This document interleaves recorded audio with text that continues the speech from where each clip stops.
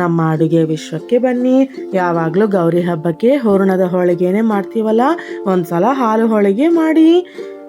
ಇದಕ್ಕಾಗಿ ನಾನು 4 ಕಪ್ ಮೈದಾ ತಗೊಂಡಿದ್ದೀನಿ ರೀ. 1 ಸ್ಪೂನ್ ಉಪ್ಪು ಹಾಕ್ಕೊಳ್ಳಿ, ಸ್ವಲ್ಪ ಬೇಕಿಂಗ್ ಸೋಡಾ ಹಾಕ್ಕೊಳ್ಳಿ, 60 ml ಎಣ್ಣೆ ಹಾಕ್ಕೊಳ್ಳಿ. ಎಲ್ಲ ಚೆನ್ನಾಗಿ ಕಲಿಸ್ಕೊಳ್ಳಿ. ಸ್ವಲ್ಪ ಸ್ವಲ್ಪ ನೀರು ಹಾಕ್ಕೊಳ್ತಾ ಚಪಾತಿ ಹಿಟ್ಟು ಥರ ಗಟ್ಟಿಯಾಗಿ ಕಲಿಸ್ಕೊಳ್ಳಿ. ಹಿಟ್ಟನ್ನ ಚೆನ್ನಾಗಿ ನಾದ್ಕೊಳ್ಳಿ. ನೋಡಿ, ಈ ಥರ ಸಾಫ್ಟ್ ಆಗಬೇಕು. ಸ್ವಲ್ಪ ಹಿಟ್ಟು ತಗೊಂಡು ಚೆನ್ನಾಗಿ ನಾದ್ಕೊಳ್ತಾ ಸಣ್ಣ ಸಣ್ಣದಾಗಿ ಉಂಡೆ ಮಾಡ್ಕೊಳ್ಳಿ. ಈಗ ಲಟ್ಟಣಿಕೆಯಿಂದ ಉಜ್ಕೊಳ್ಳಿ. ನಾನು ಇದಕ್ಕಾಗಿ ಮೈದಾ ಹಿಟ್ಟೆ ತಗೊಂಡಿದ್ದೀನಿ ರೀ. ನೋಡಿ, ನಾನು ತೋರಿಸ್ತಿದ್ದೀನಲ್ಲ, ಈ ಥರ ಆದರೂ ಮಾಡ್ಕೊಳ್ಳಿ.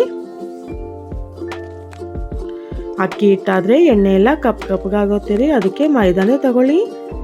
ಹಿಂಗಾಗಲ್ಲ ಅಂದರೆ ಈ ಥರ ಆದರೂ ಮಾಡ್ಕೊಳ್ಬೋದು ರೀ. ಯಾವುದಾದ್ರೂ ಆಗಲಿ ತೆಳುವಾಗಿ ಮಾಡ್ಕೊಳ್ಳಿ. ಬಿಸಿ ಬಿಸಿ ಎಣ್ಣೆಯಲ್ಲಿ ಹಾಕ್ಕೊಂಡು 2 ಕಡೆನೂ ಚೆನ್ನಾಗಿ ಹುರ್ಕೊಳ್ಳಿ. ಗೋಲ್ಡನ್ ಬ್ರೌನ್ ಕಲರ್ ಬರೋವರೆಗೂ ಹುರ್ಕೊಂಡ್ರೆ ಸರಿ ರೀ.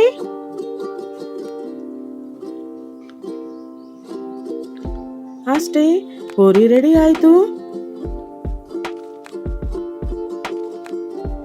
ಈಗ ನಿಮಗೆ ಕಾಯಿ ಹಾಲು ತೋರಿಸ್ತೀನಿ ರೀ. ಜಾರಲ್ಲಿ 1 ಕಪ್ ಹಸಿ ಕೊಬ್ಬರಿ ಹಾಕ್ಕೊಳ್ಳಿ, 3 ಏಲಕ್ಕಿ ಹಾಕ್ಕೊಳ್ಳಿ, ಸ್ವಲ್ಪ ನೀರು ಹಾಕ್ಕೊಳ್ಳಿ, 1 ಸ್ಪೂನ್ ಗಸಗಸೆ ಹಾಕ್ಕೊಳ್ಳಿ. ನಾನು ತೋರಿಸೋದು ಮರ್ತೋಗಿದ್ದೀನಿ. ನುಣ್ಣಗೆ ಮಿಕ್ಸಿಗೆ ಹಾಕ್ಕೊಳ್ಳಿ. ಎಲ್ಲ ಒಂದು ಬಟ್ಲಿಗೆ ಹಾಕ್ಕೊಳ್ಳಿ. ಸ್ವಲ್ಪ ನೀರು ಹಾಕ್ಕೊಳ್ಳಿ. ಇದು ನೀರಾಗಿದ್ರೇ ಚೆನ್ನಾಗಿರುತ್ತೆ. 1.5 ಕಪ್ ಬೆಲ್ಲ ಹಾಕ್ಕೊಳ್ಳಿ.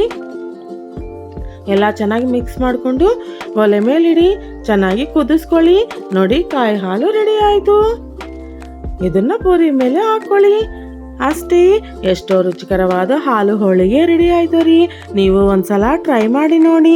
ಇಷ್ಟ ಆದರೆ ನಮ್ಮ ಅಡುಗೆಯ ಚಾನಲ್ನ ಸಬ್ಸ್ಕ್ರೈಬ್ ಮಾಡ್ಕೊಳ್ಳಿ ಮತ್ತು ಹೊಸ ರುಚಿಗಳನ್ನು ಅನುಭವಿಸಿ.